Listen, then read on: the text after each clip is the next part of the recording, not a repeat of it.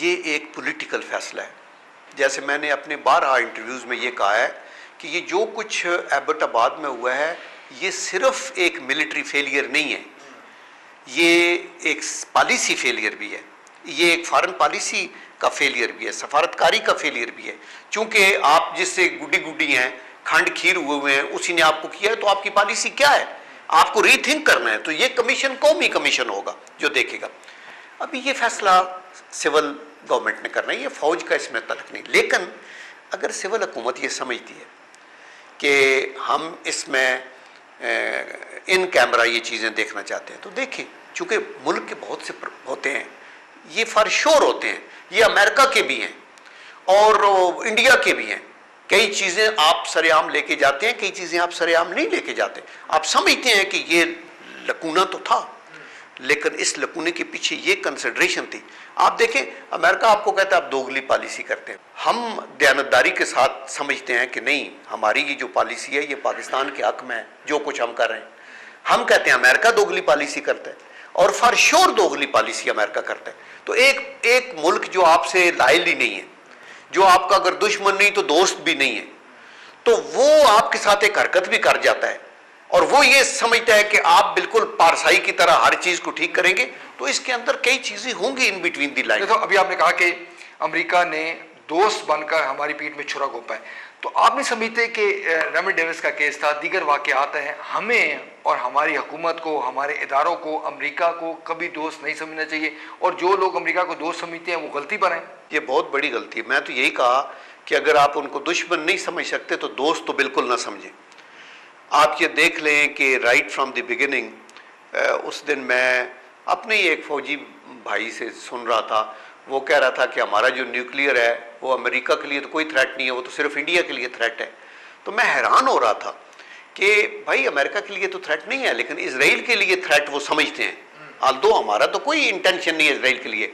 और अमेरिका आपके न्यूक्लियर के ऊपर खुश नहीं है, बिकॉज जो ही आपने बनाना शुरू किया तो 1979 में उन्होंने साइमेंटन अमेंडमेंट के तहत आप पे सैंक्शन लगाई, फिर आपके ऊपर 90 में आके प्रेसलर अमेंडमेंट के सैंक्शन लगाई, फिर जब आपने धमाका किया 98 में तो ग्लेन अमेंडमेंट लगा के दी।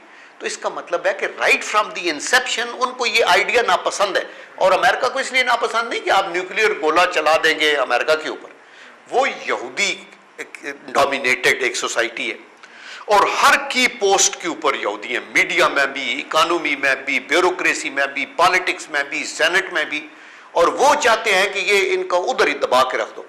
इसलिए अमेरिका चाहता है कि इससे यहाँ से ये निकाला जाए। तो दैट इज़ द रीज़न। तो इसलिए हम उनको अभी तक तो जो कुछ अमेरिका ने हमारे साथ किया है, आप उनको दोस्त नहीं समझ सकते, और जो समझते हैं वो गलती पे। तो बालो ये कहते हैं देखिए जी पाकिस्तान बदल गया है, हमारे जो लोग हैं, हमारी जो माइंड सेट है वो बदल रहे हैं, ऐसे डिबेट्स हमारी मीडिया में हो रहे हैं, हमारे इंटेलेक्चुअल हलकों में हो रहे हैं जो इससे पहले कभी नहीं हुए थे। तो आप नहीं समझते कि हमें अब तमाम पॉलिसी को रीविजिट करने की ज़रूरत है, हमें तमाम पॉलिसी पर गौर करना चाहिए, कहाँ पर हमारी गलतियाँ हैं, कहाँ पर हमारा रोल है, कहाँ पर ज़्यादा है, कहाँ पर कम है, और उसके बाद तश्कील देने की ज़रूरत है। आप इस नुकता नज़र के हामी हैं? अभी देखिए, हम तो बहुत लेट हो गए, हमने तो बहुत ज़्यादा सफ़र कर लिया है और हर कदम पे नाकामी की वजह से बाद भी अगर हमने सबक नहीं सीखा तो कब सीखेंगे। अभी देखें, अभी उस वक़्त जब परवेज़ मुशर्रफ साहब की हुकूमत थी तो हमने इनको एयर बेसेस और आपने नेवल बेस और ट्रांजिट फैसिलिटीज़ और एयर पैसेज सब कुछ दे दिया, एंड येट वो हमेशा परवेज़ मुशर्रफ साहब की तारीफ़ करते रहे, लेकिन पाकिस्तान का नाम बुश के मुँह पे नहीं आता था, बल्कि वो कहता था परवेज़ मुशर्रफ लायल है लेकिन इनकी एजेंसियाँ हमारे से लायल नहीं है। तो वो एक डबल गेम खेल रहे थे। एक्चुअली ना वो एजेंसियों से लायल थे, ना वो परवेज़ मुशर्रफ से लायल थे। परवेज़ मुशर्रफ को एक डिक्टेटर के तौर पे उनको पता था ये हमारा आदमी है, इधर रहे और ठीक है, जब तक रह सकता है रह सकते हैं, अभी नहीं हो तो NRO के तहत एक और अरेंजमेंट उन्होंने कर दिए।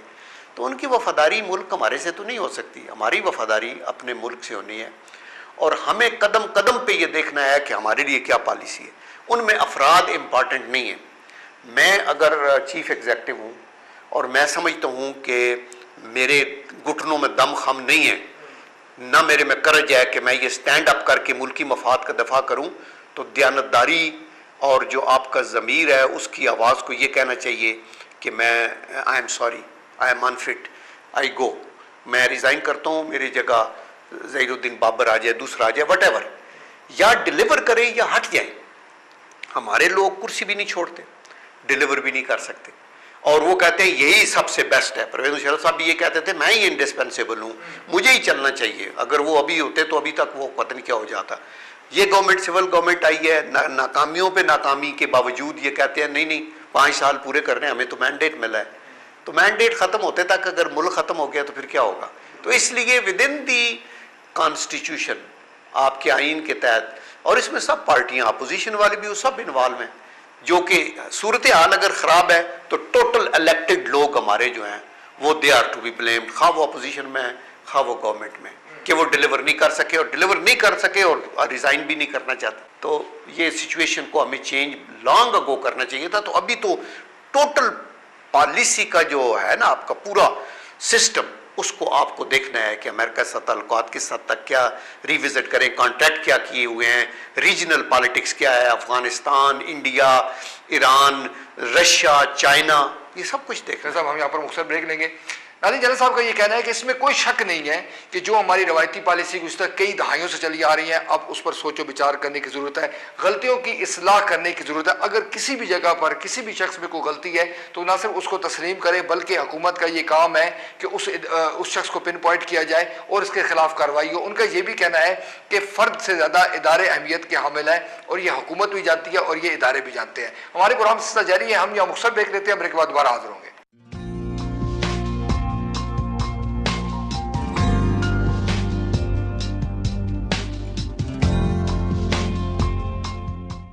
नाज़रीन, वेलकम बैक। जनरल साहब लोग ये भी कहते हैं, देखिए जी, मियाँ नवाज शरीफ की मिसाल दी जाती है। उनका ये कहना है कि मियाँ नवाज शरीफ का जब इक़्तिदार उनसे लिया गया तो वो ज़ाती उनका भी कुछ जो प्रॉब्लम है हमारे इदारों के साथ। इसी तरह मीडिया के भी बाद लोगों का हवाला दिया जाता है, मुख्तलिफ पार्टीज़ का हवाला दिया जाता है।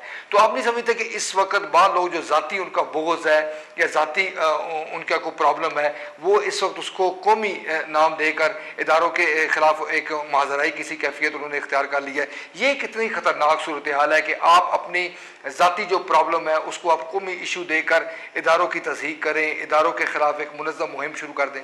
देखिए, पहली बात तो लेते हैं मियाँ साहब की, मियाँ नवाज शरीफ साहब। मियाँ नवाज शरीफ साहब पाकिस्तान के 2 दफ़ा वज़ीर आज़म रहे हैं, और एक वास्ट मेजॉरिटी मुल्क की जो है वो उनके स्कूल ऑफ थाट की हामी है, उनकी सोच के साथ लोग काफ़ी चलने के तैयार हैं। और उनके साथ ऑब्वियसली परवेज़ मुशर्रफ साहब के टाइम में जो कुछ हुआ वो बहुत ज़्यादती थी, फिर वो आए फिर वापस चले गए, तो ये तो एक बात थी। लेकिन ये इंडिविजुअल्स की बात थी। अदारा जो होता है ना, उसको जब एक फ़ौजी GHQ की दीवार फलांग के बाहर निकल आता है तो दरअसल फिर फ़ौज यरगमाल हो जाती है, और वो बंदा जो लीडर है, वो डिक्टेटर है, वो सियासी बन जाता है। अगर मियाँ साहब से ज़्यादती की है परवेज़ मुशर्रफ साहब ने, तो as a president of Pakistan की है, as a chief of army staff he dare not do it अगर वो सिर्फ चीफ ऑफ आर्मी स्टाफ होता। तो इसलिए मेरे ख्याल में गुफ्तगू में वो वैनम तो बिल्कुल नहीं होना चाहिए। और ये मैं कसूर ठहराऊंगा जो एडवाइज़र हैं मियाँ साहब के साथ, जो लोग हैं वो बातें ठीक कह रहे हैं। जब वो कहते हैं कि फ़ौज को सियासत में नहीं आना चाहिए, तो बात तो सच्ची है। आप कहते हैं इंटेलिजेंस एजेंसीज को अपनी ऑपरेशनल काम करना चाहिए, तो ये तो इसमें कोई दो राय नहीं है, और ये मुल्क के मफाद में, फ़ौज के मफाद में और सब कुछ है। लेकिन उनकी बात को भी मीडिया कलर देता है और उनको थापड़ा मारता है, तो वो एक इंप्रेशन क्रिएट होता है कि फ़ौज के अदारे के खिलाफ। हालांकि कोई पॉलिटिकल पार्टी, चूँकि इन्होंने जब प्राइम मिनिस्टर बनते हैं तो उनके पास सबसे पोटेंट अदारा ही फ़ौज का है जो होता है, तो एक ये तो गलतफहमी पे मबनी है। एंड आई एम श्योर कि मियाँ साहब अपनी डायरेक्शन को ठीक करेंगे और ये तासुर को ज़ायल कर देंगे, क्योंकि वो एक बहुत he is not an ordinary leader. उन्होंने कल तक दुनिया में फॉरेन पॉलिसी को भी कार्व आउट करना है, तो अमेरिका से, रशिया से, चाइना से भी वो एक गवर्नमेंट इन शैडो गवर्नमेंट तस्वर होती है, वट एवर वन में से, पता नहीं रिजल्ट्स क्या होंगे। तो उनको फॉरेन पॉलिसी में भी और मुल्क के अंदर भी बड़ी सोच समझ पे आगे चलना। जो लोग, कुछ लोग मीडिया के हैं, उनका तो गुफ्तगू से कई पता चलता है कि ये